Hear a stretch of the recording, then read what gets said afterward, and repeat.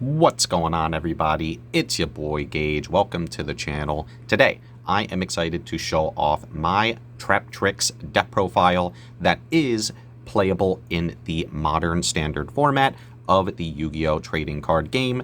So this is a great option for those that are looking to be able to play casually with friends or even take to locals. It's by no means a meta option. However, it is definitely a sleeper deck that can steal wins if your opponent is unfamiliar with the powerful cards that are in this archetype. The premise of the deck is really to trap your opponent using a variety of different very powerful trap-based trap cards, and the monsters themselves also have secondary effects that can help to stun your opponent as well and provide very powerful effects to essentially keep them from being able to play the game. What I love most about it is that this deck is also relatively budget because of the fact that many of the cards were reprinted and it had a structure deck, so a lot of the cards were widely available because of that. So there may be some techs that I am playing that might be on the more pricier side, but even those can certainly be swapped out for other options. So I'm excited to show off the deck, but before I do want to encourage you to like, comment, and subscribe if you are fans of content like this. So without further ado, let's jump on in. And I am playing 3 copies of the main monster, and that is Traptrix Mermello. It has the effect where on normal summon, you can add a whole normal trap from the deck to your hand, and we are playing a plethora of very strong trap hole cards. And it has an effect where on special summon, you could target a spell or trap your opponent controls and destroy it. And so what's great about this is that because Mermello is that second effect on special summon is mandatory, it does mean that you can attempt to activate it even if your opponent doesn't have any spell or traps, which is relevant for triggering the Traptrix Sarah in the extra deck. And obviously, being able to trigger that monster is very powerful, and we'll explain a little bit more once we get to the Link monster. But Mermello, just know, is a very powerful normal monster, even to this day. I'm also playing 3 copies of Traptrix Puda. This card is very powerful for the deck because on normal summon, it allows you to add a Traptrix Garden from the deck to your hand, which is a very strong spell card that we'll talk about when we get to the section with the spells. However, it does have a secondary effect where when this card, if this card is special summoned, you could target a special summon monster your opponent controls and banish it. But during the next standby phase, your opponent can special summon one of their banished monsters. So the idea being that you really just want to be able to banish something that might be able to prohibit them from being able to continue with their plays, or even just clearing the way to make it so that you can go and start doing damage to your opponent. So Puda is a great new addition from that structure deck that dropped. And yeah, I think that you have to play 3 copies to maximize, especially seeing that spell card that is very, very strong. So 3 copies of Puda is a must. And I am choosing to play 3 copies of Traptrix Arachn Campa. Now, I have seen some builds that just play 1 or 2, but personally, I like playing 3 because it's just a solid extender where as long as you control a Traptrix monster, you can quick effect special summon this card from the hand, and it does lock you into insects or plants, but the goal is to just stick with playing insects and plants to begin with. So what I love about Arachn Campa is the fact that it does have a blanket effect where it essentially allows you to have protection because it says the first time each set card in your spell and trap card zone would be destroyed by a card effect each turn, it is not destroyed. So a lot of the times you can actually hold this in your hand so that if your opponent, activates Harpy's Feather Duster on their turn, for example, and you have a ton of set cards, you can actually trigger the Arachn Campa, chaining its quick effect to special summon it to the field, and then on resolution, since it's on the field, it will protect all of your spells and traps from being destroyed, which is very nice. I also like the fact that its effect to special summon does trigger the Traptrix Sarah in the extra deck, which again, if we can maximize on the ways of being able to abuse the Traptrix Sarah, that is going to, of course, provide you with that much more advantage to win you the game. So I really like having the Arachn Campa. Worst case, you would just have to end up using it as a normal summon, but it's just a solid extender for the Traptrix base build, especially in the pure version like this. I'm also playing 3 copies of Traptrix Mantis, also just a solid normal summon where on normal you can add a Traptrix monster from the deck to your hand. So this allows you to, if you need to, go ahead and search for your Arachn Campa for an extender, or even adding your Puda for follow-up if you really need to, get access to a normal summon on the following turn. And then it does have a secondary effect where you can quick effect, target a set spell or trap that you control, return it to the hand, and then set a spell or trap from your hand, which is a little bit more niche. We're really just playing it because of the fact that it has the ability to help you search monsters. So Mantis is just a very solid addition to the deck, and that's why I'm playing 3. And then I'm teching 1 copy of Traptrix Dionea, where on normal summon, you have the ability to, on special summon, you have the ability to target a whole normal trap in the grave and set it. It would be banished during the end phase of the next turn, but the whole goal is that you really want to make sure that you are utilizing whatever it is, the trap that you are setting off of the Dionea's effect. So it would realistically, that card would never end up having to end up banishing itself. And then it does have a effect on normal summon where you could target a Traptrix monster in the grave and special summon it in defense position. So just a solid extender. Obviously, this is not one that you want to see right away, mostly because it's just good in the late game once you've had the opportunity to load the grave with relevant traps, with relevant monsters. So yeah, Dionea is just a solid one of, just in case you need it. And I am choosing to tech the 1 Vesiculo. This is very much just a preference. It does have the ability where you can send a set trap that you control to the graveyard to special summon this card from the hand. If you control no cards in your spell and trap zone, you could banish this from the grave and target a whole normal trap in your grave and set it to your field. So this is just a tech option that can come up in certain instances in which maybe you need an additional special summon. Maybe you just need to be able to recur some of your traps from the graveyard, and Vesiculo is just good at being able to do so. Worst case, you just end up having to normal summon it to get into your Sarah. So for the tech monster, I'm choosing to play 3 copies of Parallel Exceed. I believe this is at 2 in Master Duel, but it's actually still unlimited in the TCG, which is wild to me because it's kind of busted. It says that if you link summon, which you are going to be doing a lot in this deck, you can special summon this card from the hand to a zone that the link monster points to, and then on special summon, it has the ability to become level 4, and then you can if normal or special summon 1 Parallel Exceed from the deck. So that is just incredibly powerful because essentially what this means is that when you special summon this and your other copy of Parallel Exceed from the deck, it represents a free rank 4 for you to be able to go into, and this deck is playing a wide variety of very powerful rank 4 monsters. So Parallel Exceed fits very well in this deck considering how easy it is to get into your Traptrix Sarah, so 3 copies is a must in my opinion. And then just standard, I am playing 3 copies of Ash Blossom. Yeah, it's just a solid monster, being able to hit mostly everything in the game. So because of its versatility, I am still choosing to play it in this deck, even though we are playing a wide array of trap cards. So Ash Blossom still reigns supreme as a card that is a solid option in general.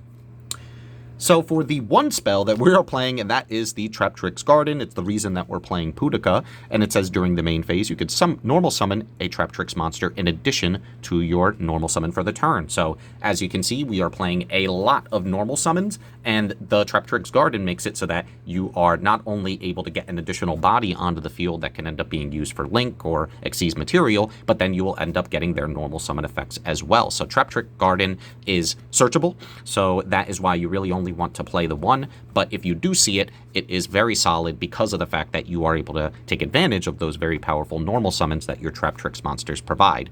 However, it has another pretty relevant effect where the first time each insect or plant you control would be destroyed by battle, it is not destroyed, so sometimes your opponent may actually end up forgetting that this is a effect. I've had many times where my Sarah is on the field, my opponent will just try to, immediately crash into it, but the Traptrix Garden will prevent it from being destroyed. So they have to keep in mind that we do have protection in many different ways, and this spell card, the field spell, is very much one of the best ones at protecting our monsters.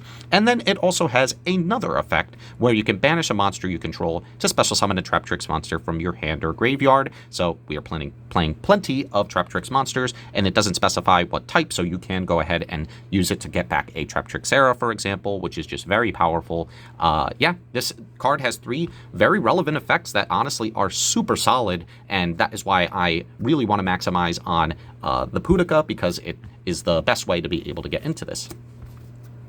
So I am now for the traps. I am playing 3 copies of Traptrix Holotea. Very, very powerful card because it does say that you can activate this card the turn it was set by discarding specifically a normal trap card. So then that would give you access to a monster that you can, of course, use to get into your Sarah or your other Xyz monsters. Additionally, this card, you can banish it from the grave to target a Traptrix monster in your grave and special summon it. So all around, it's a great starter. It is a great extender. It triggers your Sarah. It's honestly the perfect card for the deck. The only thing is that you do have to play as many normal traps in order to be able to take advantage of its self-activating effect the turn it was set, which can be a detriment because obviously that means that we can't really take advantage of too many of the really good counter traps, for example, or continuous traps. However, obviously all of the trap hole cards are normal traps, and we're also playing just generically good traps that are normal traps as well. So Holotea is for the most part going to be able to special summon itself because of the fact that we are playing a wide array of really good normal traps. But yeah, it's just a solid card all around, and that's why you have to play 3 copies in my opinion. Now for the Trap Hole cards, I am playing 2 copies of Traptrix Trap Hole Nightmare, which is kind of like a pseudo-solemn strike, because it says when a monster your opponent controls that was special summoned this turn activates its effect, negate that effect, and if you do, destroy that card. So very powerful. I mean, the fact that we can get access to this relatively easily is the fact that the reason why we are choosing to play 2 copies. We're also playing Traptrix, which of course you want to double up on certain cards to ensure that you have the ability to set these cards from the deck off of that effect.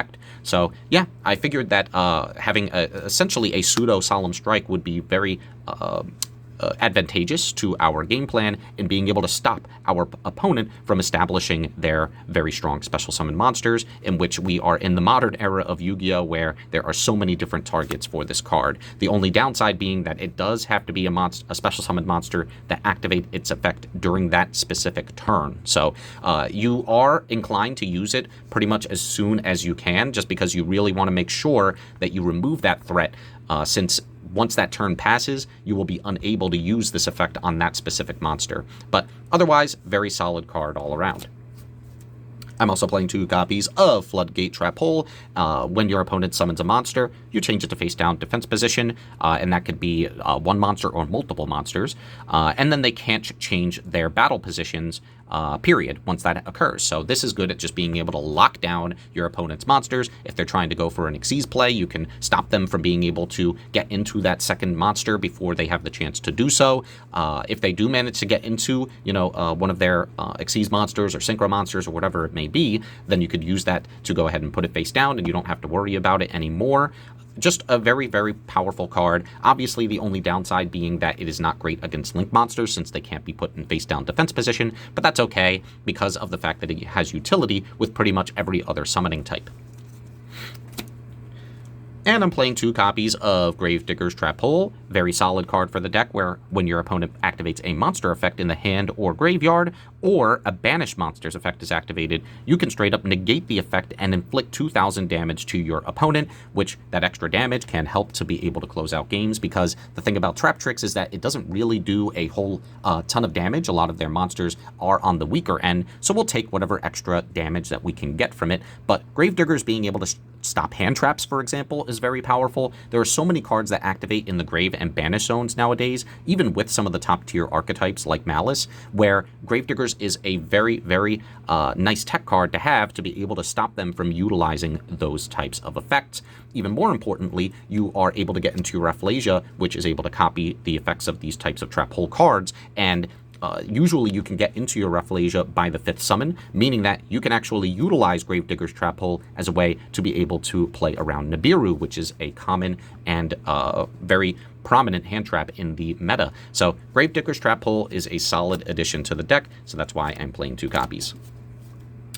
Now for just some very solid tech cards, I am choosing to play 3 copies of Evenly Matched. Obviously, we want to go first, and this is more so a card that you want to see going second, but it is one of the most powerful normal spells that we have at our disposal to be able to trigger our Holotea. So worst case scenario, even if we are going first, it is just a card that we can discard off of the Holotea. But if we are going second, it means that we have a bomb in our deck that can help us to be able to break boards, which is obviously something that trap-based decks have a hard time doing. So 3 copies of Evenly Matched, in my opinion, is obviously you could swap this out with even, more hold trap cards or things of that nature, but I figured that there, are going to be times where we do lose the die roll, and having Evenly Matched in the deck is going to make me feel that much more better about being able to play into a board. I'm also playing 3 copies of Infinite Impermanence. Again, you want to maximize on the best normal traps that you have at your disposal, and just having generic effect negation is also a premium. So Infinite Impermanence fits really well in this deck.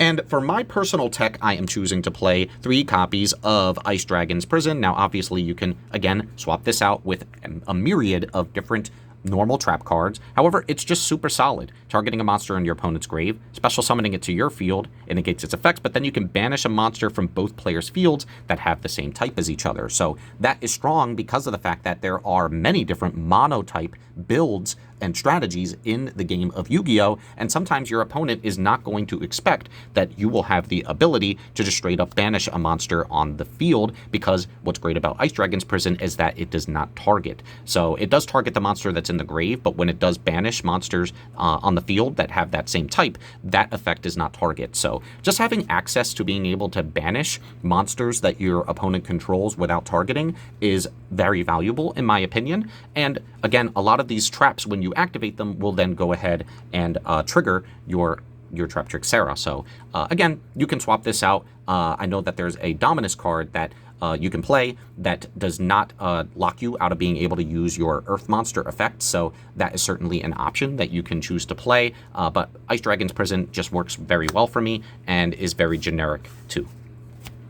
And for the last card, as I mentioned earlier, I am choosing to tech the 1 copy of Traptrix, essentially saying that you could banish a normal trap from the deck, and then you could set 1 card with the same name directly from the deck, and it can be activated this turn. So that is why we are playing multiples, especially for the a lot of the different trap hole cards, because of the fact that we can essentially search it off of the Traptrix. Unfortunately, it does lock you into you can only use it this Traptrix once per turn, so I really don't want to see too many of them. 1 has been just fine. If you see it, it's great. If you don't, it's not the end of the world. So that's it for the main deck. I'm going to go over the extra deck. So, as I've alluded to many times in this video, and it is the glue that holds the deck together, we are playing 3 copies of one of the most busted Link 1 monsters in the game, and that's Traptrix Sarah. So it has 2 pretty relevant effects, well, 3 really relevant effects. It's essentially, if it's Link summoned, which it only takes 1 non-Link Traptrix monster to do, you could go ahead and, first off, it has blanket protection from trap cards, so your opponent cannot imperm this, so they can't, use any of the Dominus traps, things of that nature. However, if a normal spell is trap card is activated, you could special summon a Traptrix monster from the deck with a different name than the cards you control. So that is just so strong because it gets you access to some of the Traptrix monsters that have very powerful special summon effects, such as your Puda, which will allow you to banish a monster, a special summon monster on summon, or even getting access to spell and trap protection with your Arachn Campa. You can go for your Traptrix Mermello to go ahead and pop a spell or trap on special summon. So overall, that effect when activating a normal trap is going to be beneficial in helping you to continue to get monsters onto the field. And it has another effect where if a Traptrix monster's effect is activated, you could set 1 whole normal trap directly from the deck. So as you can see, the goal is really to get into Sarah, start activating your Traptrix monsters, your Traptrix spells, and the Sarah will just start spiraling into a mass amount of advantage that you will very much be able to overwhelm your opponent with. And you can use both of those effects in the same turn. So it's only once per turn to do so, but if you do, you can go ahead and activate a normal trap and special summon a Traptrix monster, and do the same, also activate the Traptrix monster's effect to set one whole normal trap from the deck. So overall, this is a very powerful advantage generating machine, and it is what holds the deck together. And so in my opinion, you have to maximize on playing 3 copies of it. As for the other Traptrix extra deck monsters, we are playing 2 copies of Traptrix fasia, which is very nice because, again, it's unaffected by traps while it has Xyz material, so it can't be impermed and things of that nature.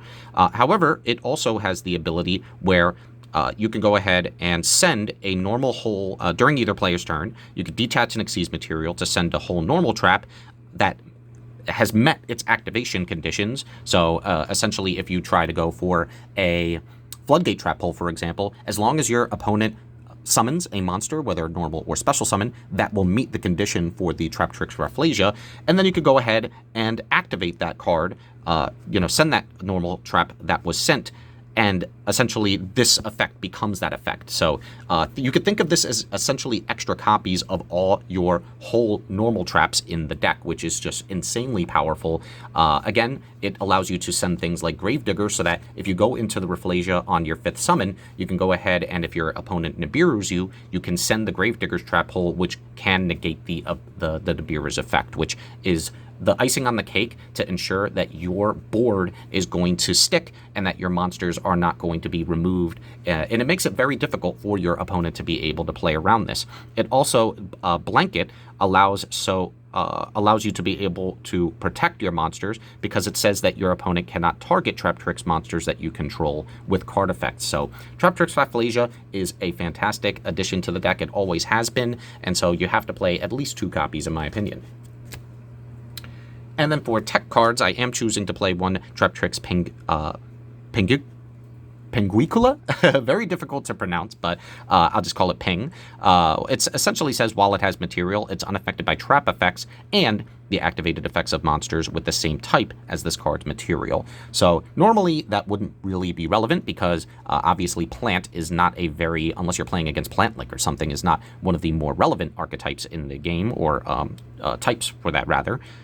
However, when your opponent's monster is sent to the graveyard or banished by a card effect, you can attach one of those monsters to this card as material. So what ends up happening is that if you are playing against an archetype that is just one type, so for example Cybers, then you could go ahead and if it goes to the grave by myriad of different means, you can go ahead and attach it as material to the ping, and it becomes a pseudo towers because now you are unaffected by the effects of Cybers monsters. So that is just very, very powerful because of the fact that it makes it very difficult for your opponent to deal with.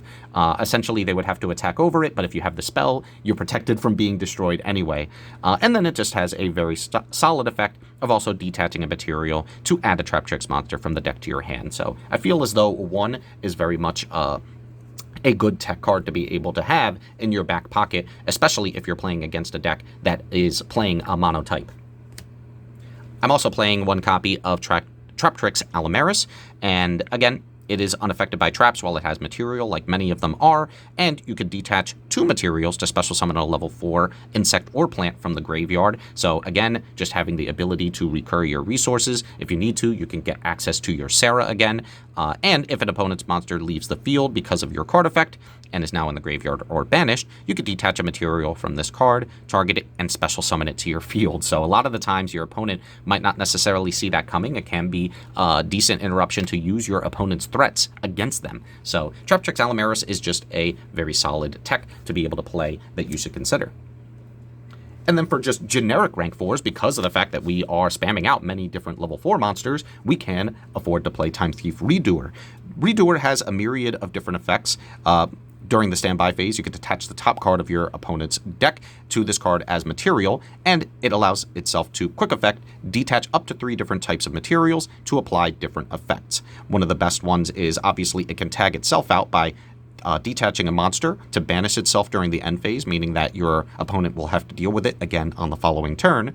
If you detach a spell card that maybe you grabbed off of your opponent from the top of your opponent's deck and attached to it as material, you get to draw a card for free, which is pretty nice. And if you have a trap underneath it, you could place a face-up card your opponent controls to the top of the deck. That is absurd because of the fact that we are playing Holatea, meaning that there is a high probability that we can actually set this up to have a trap underneath it, which has non-targeting removal for one of your opponent's cards. So because it's the fact that it says that you just place a face-up card your opponent controls, and that's on a quick effect. So Redoer is busted in this deck in particular, so you would be wise to consider having this as an option in your extra deck. I am also checking one copy of Exaton Knight. This is one of the few ways that we can actually come back and equalize the playing field, because once per chain during the main phase or your opponent's battle phase, if your opponent has more total cards in their hand or field than you do, you could just straight up detach a material, destroy all other cards on the field. Your opponent doesn't take damage, but if you are able to board wipe, that just means that you will then be able to start establishing your board. As I mentioned, since we're a trap-based strategy, we really just want to go first most of the time, and Exaton Knight is just a solid option for helping us break boards, and your opponent has to respect this card for sure. As soon as you stick to level 4s, you have the opportunity to go into this, so your opponent could definitely be afraid if they do not have a way to be able to negate its effects. And because we're playing a bunch of Xyz monsters, Zeus is one of the most powerful cards at being able to take advantage of those Xyz monsters. You could just go ahead and Xyz summon this over a monster that an Xyz monster that battled this turn, and once per turn, you could just straight up on a quick effect detach 2 materials and send all other cards on the field to the grave. So again, just another solid option for helping you to break boards. For some other Link monsters, we are playing the Traptrix Attius. As I mentioned earlier, it can be hard for you to be able to close out the game, and this is one way to be able to do so. First off, it says, blanket, all Traptrix monsters you control gain 1,000 attack while you have a normal trap in your grave, which, let's be honest, we are playing a ton of normal traps, so that is always going to be live. And then once per turn, you could target face-up cards your opponent controls up to the number of insect or plant monsters you control and negate their effects until the end of the turn. That's insanely great because of the fact that we are playing so many monsters that can spam themselves onto the field, so there is a good chance that you will be able to just straight up negate all of your opponent's monsters. And then you can banish a normal trap from the grave, and if you do, destroy one of those targeted face-up cards. So if you did end up negating a monster, for example, you could just banish one of those normal traps to go ahead and destroy the targeted one of those targeted cards. So just a solid option for helping you to be able to break boards and close out the game. And yeah, it's just a great option to go into. I'm also playing one copy of IP and SP. We are able to spam a bunch of monsters onto the field, and it is very easy to be able to get SP Little Knight's effect to go ahead and, if it's link summoned using a Fusion, Synchro, Xyz, or Link material, then you could target a card on the field or in either graveyard and banish it. So, you know, a lot of the times if you've already utilized your Sarah for the turn, you can go ahead and use Sarah and something else to go into a Little Knight to go ahead and, you know, just banish one of your opponent's monsters. And of course, when your opponent activates a card or effect, you can quick effect target 2 face-up monsters on the field, including a monster you control, to banish them into the end phase, which is just incredible disruption. It allows you to be able to dodge certain types of interruption your opponent has. And IP is just the glue to be able to help you get into there, because you can essentially help go into your Little Knight during your opponent's main phase, because the IP is a quick effect to link summon. So I like being able to have other options in the deck, and since we have so many monsters that we are spamming onto the field, a lot of the times you can go into these for free. And just for the top end, I am choosing to play one copy of Underworld Goddess and Access Code Talker. Access Code Talker being, again, a way to help you close out the game, considering how weak a lot of the Traptrix monsters are. That's one of the things that Access Code can, you know, if you realize that you can go for game, you can go ahead and use your Access Code to swing in for a ton of damage and start popping cards your opponent controls.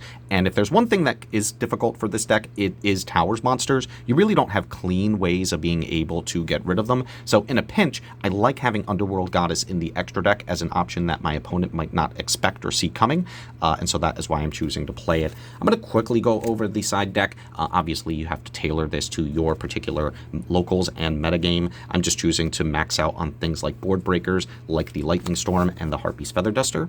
I'm also playing 3 copies of Dark Ruler No More. Again, if we're forced to go second, then we know that we have to just go into cards that can help to for us to be able to break those boards so that we can play the game. And I'm, of course, playing hand traps in the side deck as well. I'm playing 3 copies of Nibiru for if I am going up against a strategy in which I see that they are playing into it, and because we're a trap deck, they might not even see it coming. And I'm playing 3 copies of Ghost Mourner and Moonlit Chill, just solid effect negation if you feel as though you're playing against a deck in which they do utilize a lot of special summon monsters effects. And I am playing 3 copies of the absolute busted Dimensional Barrier. This is one thing where if you notice that you're playing against a synchro-based strategy, unfortunately this is just a blowout card where you could just say no, they can't special summon or activate the effects of those synchro monsters and vice versa. So you do have to be careful with this, because if you're playing against an Xyz strategy, obviously you don't want to utilize that, because then it could shut off your own Xyz monsters. But of course, it's just a very solid normal trap that you can put into your deck that you can tribute off of your Holotea to go ahead and special summon it during the turn that it was set. So guys, that is going to be it for the profile. If you are still around up until this point, you are a real one. I greatly appreciate you taking the time to check out my build. Like I mentioned, it is just a very fun strategy. It's one that there are a lot of very powerful effects on these cards, and if your opponent is not familiar with these cards, you can actually sneak in some wins, and I have certainly been able to get some wins with this deck, even against some top strategies, because at the end of the day, if you go first and your opponent loses the die roll, sometimes there's nothing that they can do about all the different types of disruption you are throwing your way at them. So that is pretty much it from me. Thank you again so much for watching. Remember to like, comment, and subscribe if you're fans of content like this, and until next time, GG.